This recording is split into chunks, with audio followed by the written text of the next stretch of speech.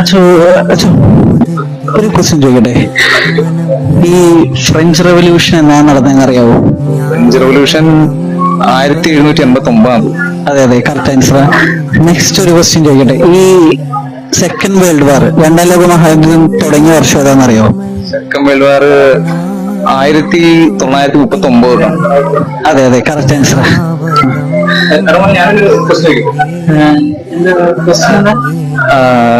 നിന്റെ അപ്പന്റെ അമ്മയുടെ ബർത്ത്ഡേ ആണെന്നറിയോ?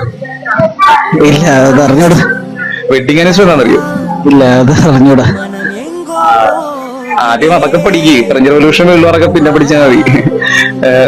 നമ്മുടെ അപ്പനമ്മയുടെ ബർത്ത്ഡേ അറിഞ്ഞില്ലെങ്കിലും കുഴപ്പമില്ല, അവരെ നന്നായിട്ട് നോക്കണം കേട്ടാ. കാരണം അവസാനം ഉണ്ടല്ലോ നമ്മുടെ ഈ അപ്പനും അമ്മയൊക്കെ ഉണ്ടാവുള്ളൂ നമ്മുടെ കൂടെ.